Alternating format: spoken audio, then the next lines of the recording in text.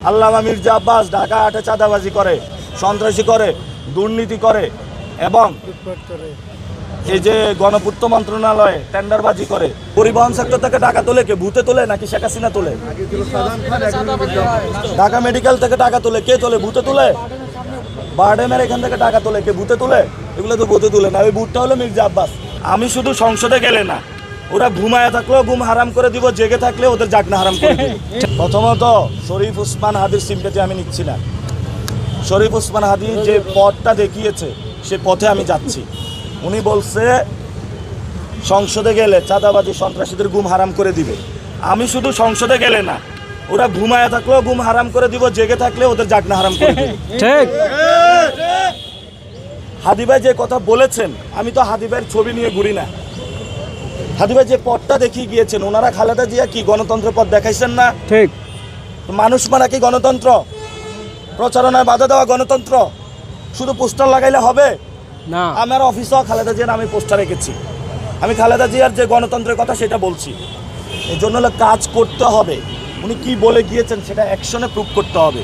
শুধু পোস্টার ছবি ব্যানার লাগাইলে হবে না। ঢাকা শহরে সবাই জানে মির্জা আব্বাস চাঁদাবাজ। ঠিক। যুবদল, ছাত্রদল, এই মার্কেট থেকে কে টাকা তোলে?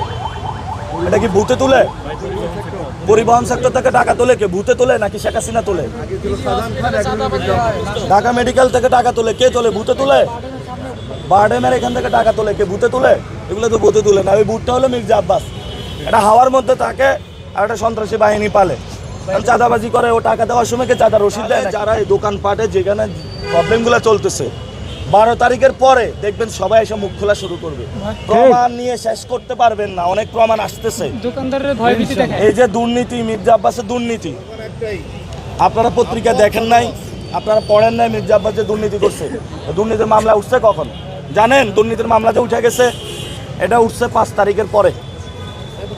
5 তারিখের পরে এই দুর্নীতির মামলা ওনার উঠে গেছে। উনি এখন বাংলাদেশের সবচেয়ে বড় আলেম আল্লামা মির্জা আব্বাস। আর প্রচারণা হচ্ছে মির্জা আব্বাস, মির্জা আব্বাসের প্রচারণা এখানে এলাকা এলাকা এমনি উনি করে দিছে।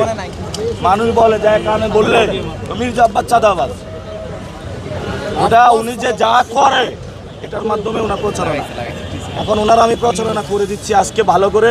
আল্লামা মির্জা আব্বাস ঢাকা আটে চাঁদাবাজি করে, সন্ত্রাসী করে, দুর্নীতি করে এবং এই যে গণপূর্ত মন্ত্রণালয়ে টেন্ডারবাজি করে এবং সে দুর্নীতি করেছে।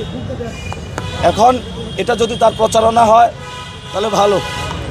আপনারা প্লিজ ঢাকা 8 আসনের বাসিন্দাদেরকে বলতেছি, এবার যদি আপনি দাঁড়ে শীষে ভোট দেন, আপনি একটা সন্ত্রাসীকে ভোট দিলেন। ঠিক।